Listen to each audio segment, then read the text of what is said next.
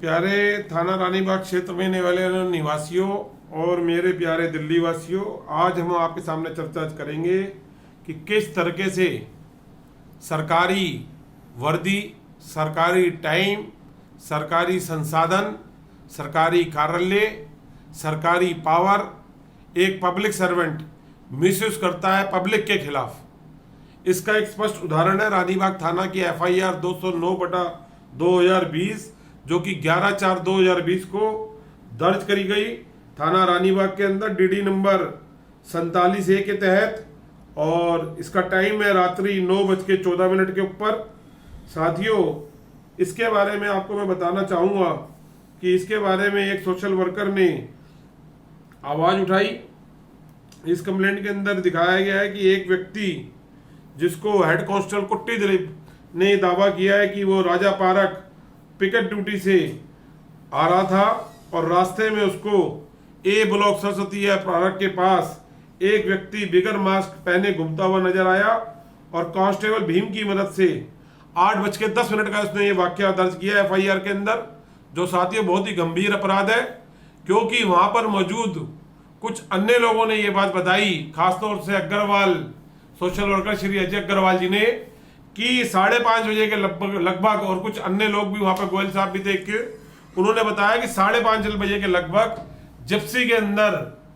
रानीबाग थाने की पुलिस की जिप्सी वहां आई और कुछ उस पार्क के गेट के पास पूछताछ चल रही थी उस लड़के से, और उसको बिठाकर 5:30 के लगभग थाना रानीबाग क्षेत्र में लेकर आए। और इसकी फुटेज वहां से थाने उस पार्क से लेकर थाने तक आने तक PWD के कई कैमरे लगे हैं, कई प्राइवेट मकानों पे कैमरे लगे हुए हैं और थाना रानीबाग के गेट के ऊपर कैमरा लगा हुआ है, थानीबाग राना के परिसर में कैमरा लगा हुआ है, इनसाइड कैमरा, जिससे क्लियर ये रिफ्लेक्ट हो सकता है कि पुलिस की वर्दी, असला इन लोगों के पास था, इन दोनों पुलिस कर्मियों के पास। सरकारी जिप्सी में कितने लोग थे जिन्होंने को 5:30 बजे के लगभग इसको बिठा के थाना रानीबाग लाए, जो कि CCTV फुटेज से इजीली जांच हो सकती है। तो एक व्यक्ति को उसने क्या अपराध किया या नहीं किया ये बात की बात है, लेकिन थाना रानीबाग के पुलिस कर्मियों ने यह अपराध किया कि सरकारी जिप्सी का इस्तेमाल किया, सरकारी पुलिस की वर्दी का इस्तेमाल किया, उनके पास जो असला होता है, रूट पर निकलते हैं थाने से रवानगी करते हैं तो वो उस असले का इस्तेमाल किया उन्होंने, और उन्होंने थाना रानीबाग के पास वो पहुंचे और उसको लेके 5:30 बजे से के लगभग, और उसके बाद उन्होंने सेकंड फ्लोर थाना रानीबाग के बैरक पे उसको रखा। लगभग 7 बजे उस व्यक्ति ने फोन किया अपनी एक परिचित महिला को, जो थाने रानीबाग के आसपास 7:15 बजे से लेकर और 8:30 तक लगभग 8:30 तक घूम रही थी। तो उसकी फुटेज वहां पे सरस्वती यार के एक मकान के अंदर कैद हो गई कि 50 से लेके 60-70 मिनट तक वो महिला वहां पे घूम रही थी अपने इस व्यक्ति को बचाने के लिए, जिसने वहां पे मौजूद कई लोगों को स्क्रीनशॉट दिखाया कि थाना रानीबाग से व्हाट्सएप मैसेज आया अंदर से इस व्यक्ति का उस परिचित महिला को कि 3,000 रुपए की मांग की जा रही है उसको छोड़ने के एवज में। और 8:10 में जहां पुलिस दावा करती है कि उन्होंने उसको A ब्लॉक सरस्वती पार्क के पास देखा कांस्टेबल भीम और हैंडकल कुत्ती दिलीप ने, और उस 8:10 पे वो थाना रानीबाग में मौजूद था और उस व्यक्ति ने मैसेज किया उस बाहर की महिला को, ये बताया कि पर्चा दे दिया। ये जानकारी कई लोगों ने उसके मोबाइल में महिला के व्हाट्सएप पे देखी। अगर पुलिस सच्चाई में अगर जांच करना चाहती तो इस व्हाट्सएप चैटिंग को आधार बना सकती थी इंक्वायरी का, ये जानने के लिए कि पुलिस कर्मियों ने अपराध किया या नहीं किया। क्या झूठी FIR दर्ज करना अपराध नहीं, क्या FIR में झूठे कंटेंट डालना अपराध है, जो कि पुलिस कर्मियों ने किया, और इसके ऊपर सो मोटो हाई कोर्ट भी कॉग्निजेंस ले सकती है। मैं आज शब्दावली के तौर बता रहा हूं कि मेरे को इससे संबंधित कई कंप्लेंट RTI श्री अग्रवाल जी द्वारा प्रोवाइड कराई गई। और साथियों, मैं ये भी बताऊंगा इसके अंदर आगे की कड़ी के अंदर 8:22 पे वो व्यक्ति थाने से बाहर आया और उसने बाहर आके ये बताया कि उसने 900 रुपए दिए, और इस बात की बकायदा रिकॉर्डिंग उस महिला की, उस व्यक्ति की और 2-3 लोगों की एक मकान के CCTV फुटेज में कैद हुई, एक मोबाइल के अंदर कैद हुई, जो कि एविडेंस के तौर पर कोर्ट को दिखाने के लिए, आदरणीय हाई कोर्ट को दिखाने के लिए और सीनियर पुलिस अधिकारियों को दिखाने के लिए रखा गया है। और साथियों, देखो कितना गंभीर विषय है कि थाना रानीबाग में ये चीज रुक नहीं रही कि कभी भी किसी भी आदमी को ये उठा के ले आते हैं, उसको 2-2.5 घंटे 5 घंटे मन मुताबिक अंदर रखते हैं सेकंड फ्लोर के बैरक पे, सब पब्लिक से छुपा के उसको किसी से मिलने नहीं दिया जाता। उसके बाद उससे पैसों की मांग करी जाती है, फिर उस आदमी को और मुकदमा दर्ज करके उसको छोड़ दिया जाता है। ये बहुत गंभीर विषय है और ये बिल्कुल साफ साफ दर्शाता है कि सरकारी पुलिस की वर्दी, सरकारी एम्प्लॉई, पब्लिक सर्वेंट, उसके पास असला भी मौजूद था और उसने क्या कहते हैं सरकारी जिप्सी का इस्तेमाल किया दिल्ली पुलिस की, जिसमें पेट्रोल भी सरकार का था और उसके अंदर जो पुलिसकर्मी था उसकी कहीं कोई एंट्री की शो नहीं करी कि 5:30 बजे से लेके और 8:10 में जो उन्होंने ये ब्लॉक किया कि 8:10 में वो बंदा रानीबाग थाने के सेकंड फ्लोर के बैरक के अंदर मौजूद था और उस महिला जो उसके साथ थी वो 1 घंटा बाहर रानीबाग थाने के चहलकदमी कर रही थी, उसको बचाने के लिए रो रही थी और बड़ी परेशान थी। और इन सभी तथ्यों को छुपाया गया और जब इस विषय में सीनियर अधिकारियों को कंप्लेंट करी गई तो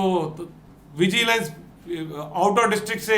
एएसआई जगबीर सिंह जी ने इंक्वायरी करी और ये बात बताई कि जी उस कंप्लेनेंट ने जो है जिसको बंद किया गया था उसने अपना बयान लिख के इस कंप्लेंट को वापसी ले ली है। ये साफ साफ दर्शाता है कि पुलिस कितना दबाव बनाती है, जबकि पुलिस को ये चाहिए था कि उनको ये देखना चाहिए था कि एक एफआईआर जो आदमी 5:30 बजे से थाना रानीबाग के क्षेत्र के अंदर सेकंड फ्लोर में बंद था वो 8:10 के अंदर कैसे हो सकता है। ऐसा कोई जादू नहीं है कि जो थाना रानीबाग में 8:10 पे उसने मैसेज किया, व्हाट्सएप मैसेज बाहर खड़ी महिला को कि पर्चा दे दिया। साफ साफ जीपीएस लोकेशन आएगी, व्हाट्सएप चैटिंग आएगी, सीडीआर की कॉल डिटेल निकाली जाएगी तो ये बिल्कुल प्रूफ हो जाएगा कि वो सेकंड फ्लोर थाना रानीबाग में था।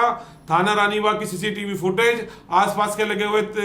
अरविंद केजरीवाल जी के कैमरे पीडब्ल्यूडी के जो लगे हुए हैं उनकी फुटेज और जो प्राइवेट लोगों ने कैमरे लगा रखे हैं उनकी फुटेज और शपथ पत्र पे अगर ये बयान दिया जाए सभी पुलिसकर्मियों का तभी ये बात सामने आ सकेगी कि इस तरह की मिसयूज ऑफ पावर कब तक चलती रहेगी रानीबाग थाने में। और ऐसे बहुत सारे साथी उदाहरण हैं जो हम आपके साथ और भी शेयर करेंगे। और इसी के जब अगर शपथ पत्र के साथ अगर ये बयान लिए जाते तो संबंधित कोर्ट के अंदर 101 की रोहिणी कोर्ट लगता है। तो जब कोर्ट खुलती कोरोना की तो वहाँ आदरणीय जज साहब के सामने, आदरणीय हाई कोर्ट के सामने, आदरणीय सुप्रीम कोर्ट के सामने, तमाम पुलिस के आला अधिकारियों के सामने, गृह मंत्री जी के सामने ये बात रखी जाती कि किस तरीके से ये लोग दिल्ली पुलिस की गरिमा को खराब कर रहे हैं और इसके पीछे क्या कारण है ये स्पष्ट है साफ साफ इस कंप्लेंट के अंदर और इस शब्दावली के अंदर। मैं ये प्रार्थना करूंगा कि आदरणीय थाना रानीबाग के एसएचओ साहब से कि वो जरूर इस सीसीटीवी फुटेज 11/4 की सेव करे, क्योंकि जगबीर जी ने बताया कि 3 मिनट की फुटेज थाना रानीबाग की होती है और ये इसके व्हाट्सएप चैटिंग को जरूर आधार बनाया जाए, जो कि हो सकता है कि डिलीट करवा दिए गए हो तो गूगल से इसके रिकॉर्ड मंगाया जाए। और तीसरा इसके अंदर सीडीआर जीपीएस लोकेशन को आधार बनाया जाए दोनों पुलिसकर्मियों की और इस महिला परिचित की और इस व्यक्ति की जिसको थाने में बंद कर रखा था, ताकि दूध का दूध और पानी का पानी हो सके, जनता के सामने सच आ सके, सीनियर अधिकारियों के सामने सच आ सके, आदरणीय न्यायालय के सामने सच आ सके और दिल्ली पुलिस की वो गरिमा बना रहे जिसके लिए हजारों लाखों दिल्ली पुलिस के लोगों ने अपनी जान की कुर्बानी दी है और दिन रात वो काम करते रहते हैं 24 घंटे 36 घंटे। और ये मांग हम 2005 से उठाते रहे हैं दिल्ली पुलिस के कर्मियों के वेलफेयर के लिए। और यही इसी प्रार्थना के साथ मैं शब्दावली को विराम देता हूं और ये प्रयास करूंगा कि आने वाले समय में जरूर इंसाफ होगा और जिन लोगों ने सरकारी वर्दी पहन के सरकारी संसाधनों का इस्तेमाल किया, सरकारी जिप्सी का इस्तेमाल किया, थाने का रानीबाग का इस्तेमाल किया, थाना रानीबाग के कंप्यूटर का इस्तेमाल किया, वहां के सारी फर्जी डीडी एंट्रियां बनाई, उसके अंदर झूठे कंटेंट्स डाले, इन सभी चीजों को आधार में मानते हुए एएसआई जगबीर साहब से और एसीपी पीजी आउटर डिस्ट्रिक्ट आदरणीय श्री ईशांत शर्मा जी आईपीएस साहब से भी मेरी ये गुजारिश है, आदरणीय डीसीपी आउटर डिस्ट्रिक्ट डॉक्टर एकौन जी से, ज्वाइंट सीपी नॉर्दर्न आदरणीय शालिनी सिंह जी से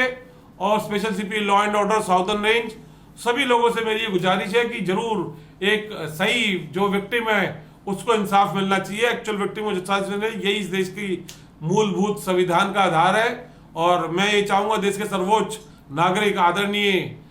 हमारे देश के जो राष्ट्रपति हैं श्री रामनाथ कोविंद जी से, वो भी इस विषय में जरूर कुछ ना कुछ मैं चाहूंगा कि उनके कार्यालय से एक गंभीरता से प्रयास किया जाए ताकि सच का